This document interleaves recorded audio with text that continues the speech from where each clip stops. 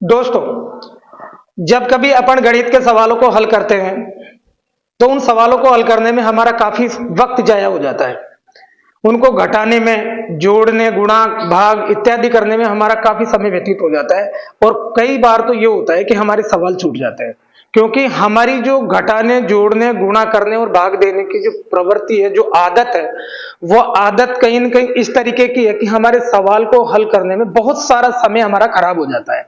आज हम इस वीडियो में जानने का प्रयास करेंगे, बिल्कुल जीरो से, बिल्कुल नीचे के स्तर से छोटी छोटी संख्याओं को कैसे जोड़ें, कैसे घटाएं। जोड़ते या घटाते समय एक अच्छे टीचर के मन में किसी भी सवाल को हल करते समय दिमाग में क्या चलता है, वो दिमाग में क्या सोच करके और तुरंत सवालों के उत्तर लाता है, यही चीज अपन समझने वाले हैं।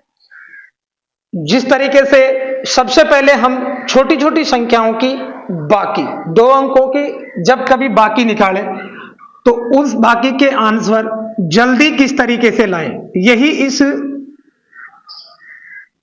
ट्रिक्स में पढ़ने वाले हैं।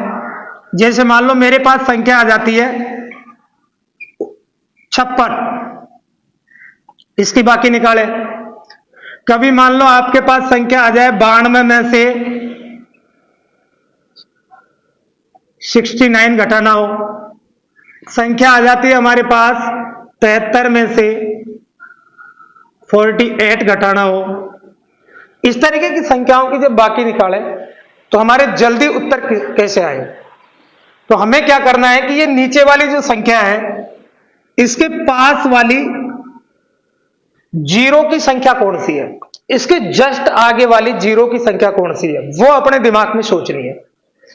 हम जानते हैं कि 56 के आगे जीरो वाली संख्या 60 है। बस यही समझो कि हमारा उत्तर आ गया। हमें सिर्फ ये देखना है कि ये 60 से कितना कम है, 4 कम है, और ये 60 से कितना अधिक है, 24 अधिक है।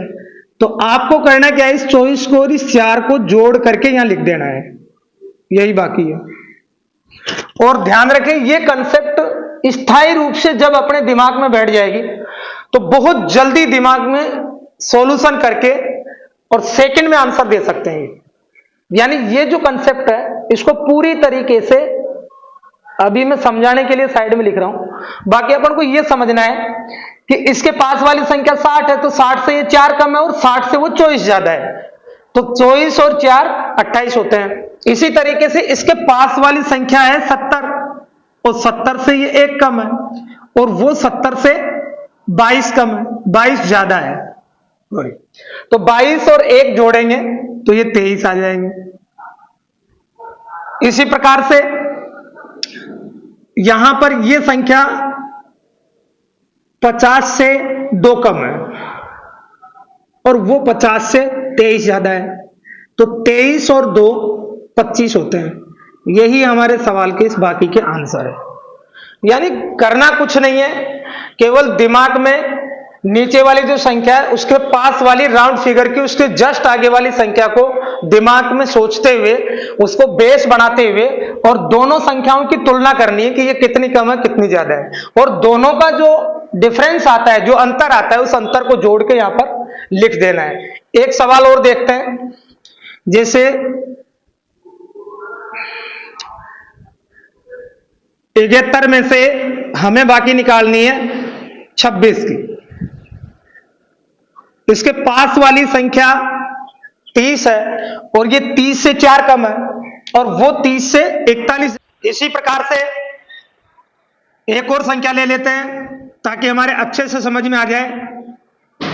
जैसे हम बाकी निकालें 49 की, इधर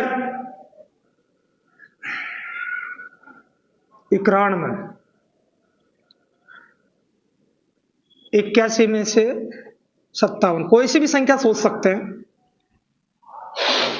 इसके पास वाली राउंड फिगर संख्या 50 है, ये 50 से 1 कम है और वो 50 से 13 ज्यादा है, तो 13 और 1 14। इसके पास वाली संख्या है 60, ये 60 से 3 कम है और ये 60 से 21 ज्यादा है, तो 21 और 3 इनको जोड़ के सिर्फ यहां पर लिखना है। यानी इसके पास की जो संख्या थी 60, ये 60 से 3 कम है और वो 60 से 21 ज्यादा है, 21 और 3 जोड़ के यहां लिख देना है। यही हमारी बाकी का आंसर है। आशा करता हूं ये वीडियो पसंद आई होगी। इसी क्रम में कभी कभी शून्य वाली संख्या भी आ जाती है, जैसे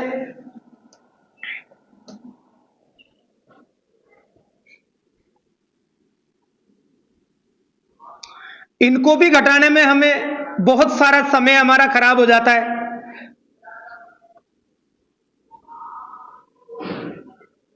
और कभी कभी तो गलत भी हो जाता है।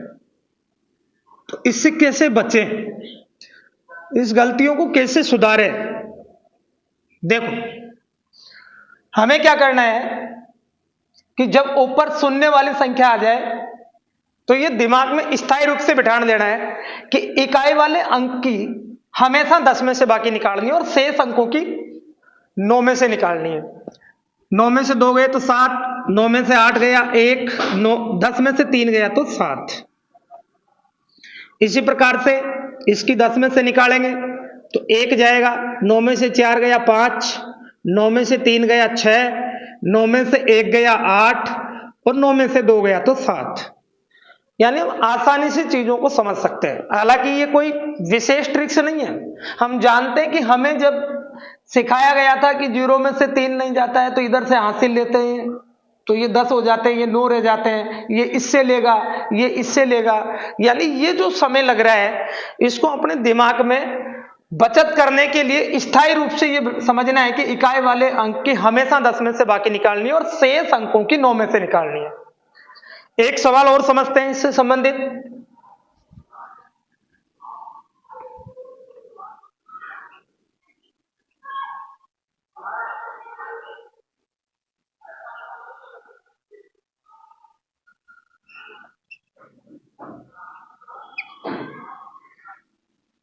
ये 10 में से 1 गया 9, 9 में से 7 गया 2, 9 में से 8 गया तो 1 और 9 में से 9 गया तो 0 और 9 में से 6 गया तो 3 और 9 में से 3 गया तो 6 और 9 में से 2 गया तो 7। इस तरीके से हम बड़ी बड़ी बाकी को भी आसानी से समझ करके कर सकते हैं। आगे हम बढ़ते हैं कि कभी मान लो हमें किसी भी संख्या का वर्ग करना हो, उस वर्ग को भी अपन आसानी से कर सकते हैं। जैसे ये वर्ग है, हमें करना कुछ नहीं है। हम जानते हैं कि 6 का वर्ग 36 होता है और 4 का वर्ग 16 होता है। इसके बाद में इन तीनों अंकों को आपस में गुणा करना है। 6 चौका 24 और 24 को जब 2 से गुणा करेंगे तो 48। उस 48 को एक अंक छोड़ करके, इस अंक के नीचे कुछ भी नहीं लिखना है, छोड़ना है इसको, और इन तीनों को गुणा करके एक अंक छोड़ करके यहां लिख देना है, इधर से एक अंक छोड़ के। बस यही हमारा आंसर है। जब हम इनको जोड़ेंगे तो 8 और 3 11, 7 और 4 11, 21 16, ये उत्तर आ जाएगा। एक सवाल और लेते हैं। कितना ही बड़ा हो सवाल, हम आसानी से उसको कर सकते हैं। जैसे 6 का वर्ग 36, 7 का वर्ग 49, और अब इन तीनों अंकों को परस्पर आपस में गुणा करने पर 7 6 42, 42 को 2 से गुणा करेंगे तो 84, वो 84 यहां पर लिखना है और जोड़ देना है 5776। तो इस प्रकार से किसी भी संख्या का वर्ग हम आसानी से कर सकते हैं। आशा करता हूं कि यह भी ट्रिक्स आपके समझ में